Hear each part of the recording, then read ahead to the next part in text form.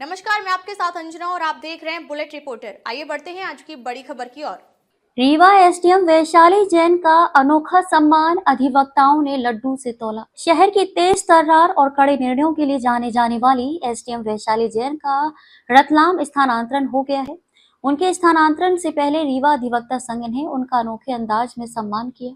अधिवक्ताओं ने उन्हें तराजू में लड्डू से तोलकर विदाई दी।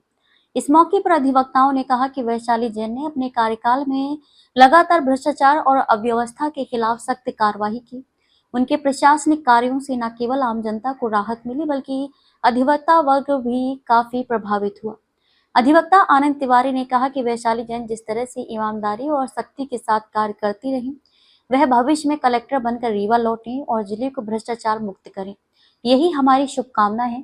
गौरतलब है कि वैशाली जैन ने रीवा में पदस्थापना के दौरान आरटीओ की अवैध वसूली पर छापामार कार्रवाई से लेकर खाद्य विभाग की कालाबाजारी और भू अर्जन घोटाले तक कई बड़ी कार्रवाइयां की हैं। उनके इन्हीं प्रयासों के चलते उन्हें तेज तर्रार एसडीएम की छवि मिली। अच्छा कार्यकाल हुआ, कैसा ट्रांसफर तो ड्यू ही था और ट्रांसफर एक सामान्य प्रक्रिया है। जो अधिकारी पदस्थ हुआ है उसका तो ट्रांसफर होना निश्चित ही है। 21 महीने यहाँ रहे, बहुत मजा आया, बहुत अच्छा काम हुआ और आप सभी का स्नेह भी मिलता रहा, तो उसके लिए हार्दिक शुभकामनाएं, आपका आभार, थैंक यू। अधिकारी के रूप में आपकी पहचान बनी रीवा में और आज आपका उसी तरह से सम्मान किया गया। इस सम्मान के लिए क्या कहेंगी?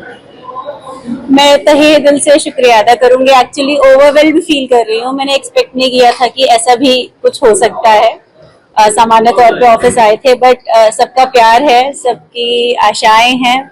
हमारे कृषक गण, हमारे अधिवक्ता गण, हमारे कार्यालय के जितने भी कर्मचारी हैं, उन्होंने जो भी सम्मान किया है उसके लिए तहे दिल से शुक्रिया।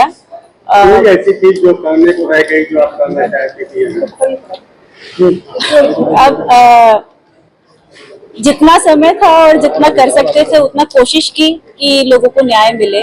उम्मीद से आते हैं लोग एसडीएम कार्यालय, तो वो उम्मीद ना टूटे, तो इसकी कोशिश तो बिल्कुल रही। बट हाँ, डेफिनेटली ऐसा भी होगा जिन लोगों का कुछ काम होगा वो भी पाइपलाइन में होगा या होना रह गया होगा।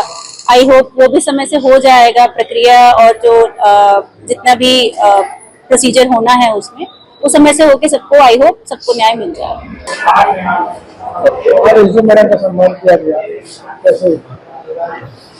ये हुजूर तहसील में पहली बार ऐसा हुआ है कि जो अधिकारी हैं तो भ्रष्टाचार के खिलाफ उन्होंने ऐसी कार्रवाइयां की, चाहे वो न्यायालय हो चाहे जनहित के मामले हो। कई जगह छापे उनके द्वारा डाले गए।